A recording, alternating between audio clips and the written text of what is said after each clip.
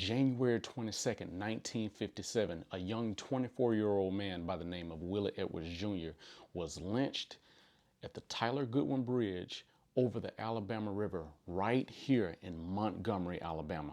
This was a great day of despair for black citizens, not only inside of Montgomery County, but across the entire Highway 80 corridor with counties like Lowndes County, Perry County, and also Dallas County, because Emmett Till had gotten lynched in Mississippi in the summer of 1955.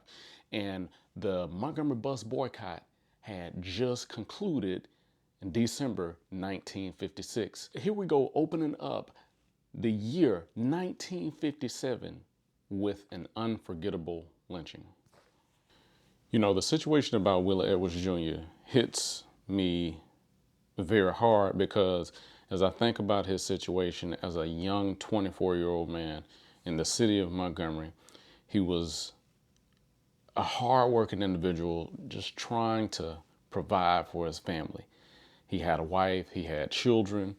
He was a truck driver for Winn-Dixie here in Montgomery, and he left the house late at night so that he could take an extra shift to make some more money for his family. Not only that, but he was raising his younger female relatives. The hue of these young women, the hue of their skin was a bit on the lighter side. And so a rumor had been going around in the Caucasian community here in Montgomery that this young man was doing things to Caucasian women. You had just come out of the Montgomery bus boycott that had just ended. Even though he was trying to provide for his family, he was just out too late. And so he was kidnapped, and then he was taken to a place called the Tyler Goodwin Bridge, and they gave him two options. It's either we're going to shoot you or you're going to jump in this freezing cold Alabama River. And Willie decided to jump.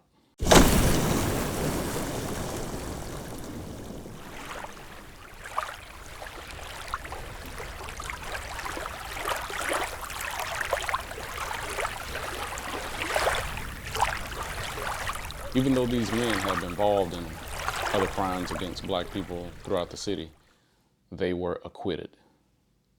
Willie Edwards Jr.'s body floated miles away from Montgomery, Alabama, and was heading towards Selma. And so his body was found by a fisherman. His wife confirmed that that was her husband because she was able to testify of the clothing that he had worn on that night when he left.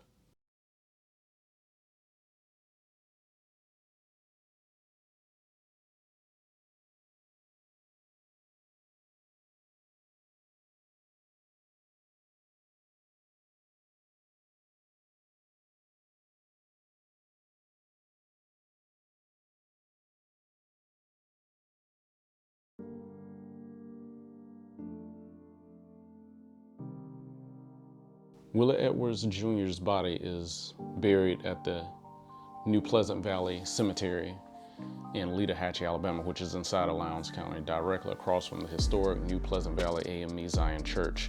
Did young Willie Edwards Jr. see his day of justice? No. He lies in a pool of injustice in his grave. He left behind wife, children, friends, family, church family. And these men, since that day in January 22nd, 1957, left a trail of trauma with Willie Edwards Jr.'s wife and his children. And there's an article of Willie Edwards Jr.'s daughter constantly asking herself, "Dad, am I missing anything? Am I missing anything?" Because the question is, how could someone get away scot-free? But just like the situation that took place with Emmett Till's murder,